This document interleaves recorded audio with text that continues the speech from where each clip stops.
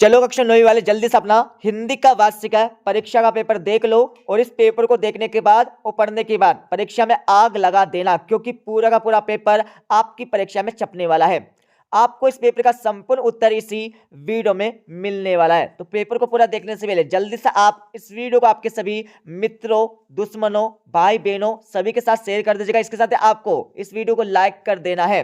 तो इस पेपर का हमारा पहला क्वेश्चन दिया, सही विकल्प चुनकर लिखिए। या आपकी परीक्षा में 6 नंबर के सही विकल्प पूछे जाने वाले हैं। तो आपका पहला दिया है, हिंदी साहित्य का स्वर्ण युग माना गया है। इसमें आपको राइट आंसर आ वाला भक्ति काल आपको लिखना है।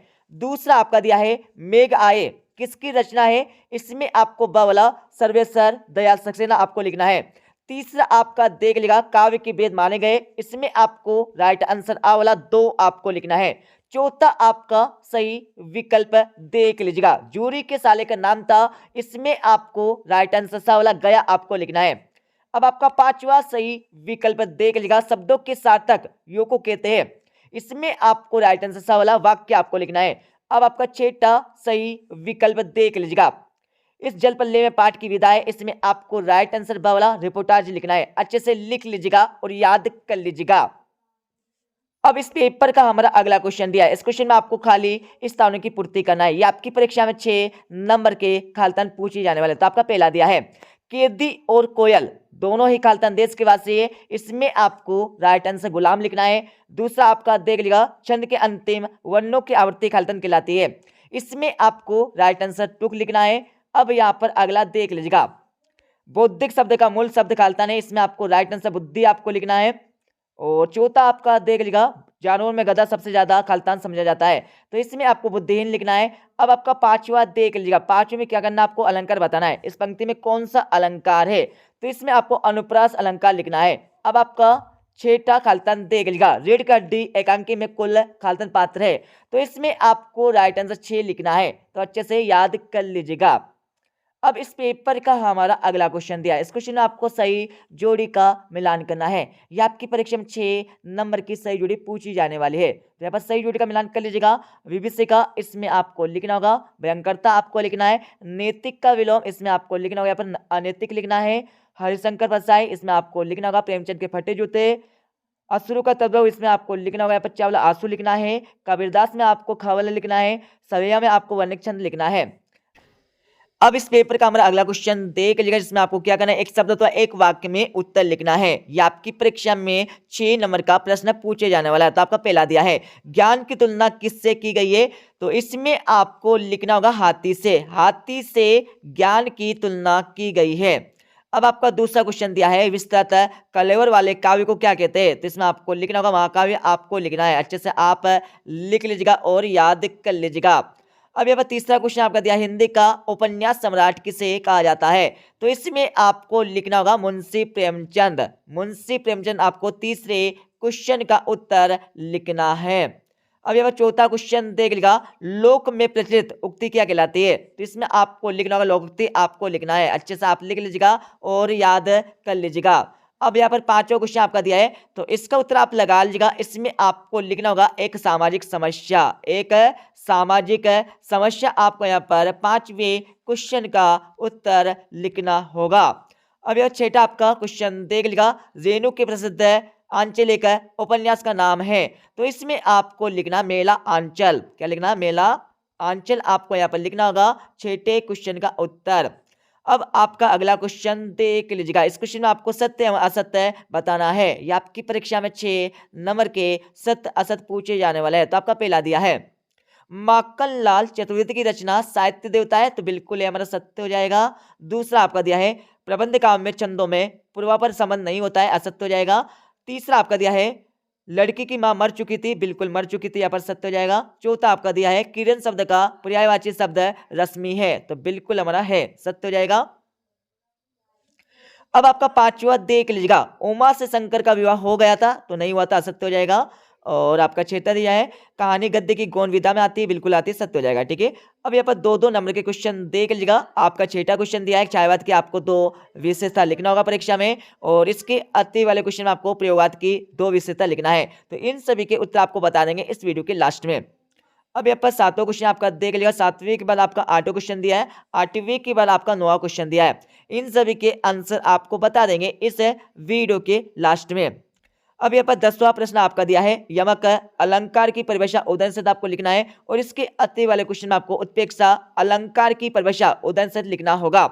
अब यहाँ पर 11वां क्वेश्चन देख लीजिएगा, खंड काव्य एवं महाकाव्य में आपको दो अंतर लिखना होगा और इसके अति वाले क्वेश्चन में आपको प्रबंध काव्य और मुक्तक काव्य में आपको अंतर लिखना है। अब यहाँ पर 12वां क्वेश्चन देख लीजिएगा, एकांकी के आपको दो विशेषता लिखना होगा और इसके अति वाले क्वेश्चन में आपको निबंध लेखन के आपको दो विशेषता लिखना है। अब यहाँ पर 13वां प्रश्न देख लीजिएगा, जिसमें क्या करना आपको मुंशी प्रेमचंद अथवा महादेवी वर्मा की आपको दो रचनाएं साहित्य में स्थान आपको लिखना होगा। तो इसका उत्तर भी आपको मिल जाएगा इस वीडियो के लास्ट में। अब यहाँ पर 14 प्रश्न देख लीजिएगा, कांजी होश में कैद पशुओं की हाजिरी क्यों ली जाती थी, इसके बारे में आपको लिखना होगा परीक्षा में। इसके साथ इसका तो वाला क्वेश्चन आपका दिया है, छोटी बच्ची को बैलों के प्रति प्रेम क्यों उमड़ आया, इसके बारे में आपको लिखना है। अब यह 15 क्वेश्चन देख लीजिएगा, लेखक ने तिब्बत की यात्रा किस वेश में की लिखी है। आठवां क्वेश्चन आपका दिया है, किस घटना ने सालिम अली के जीवन की दिशा को बदल दिया, इसके बारे में आपको लिखना होगा। अब यह 16वां क्वेश्चन देख लीजिएगा, जो आपकी परीक्षा में 2 नंबर का आने वाला है। अब यहाँ पर 17वां प्रश्न आपका दिया है, जो आपकी परीक्षा में 3 नंबर का आने वाला है।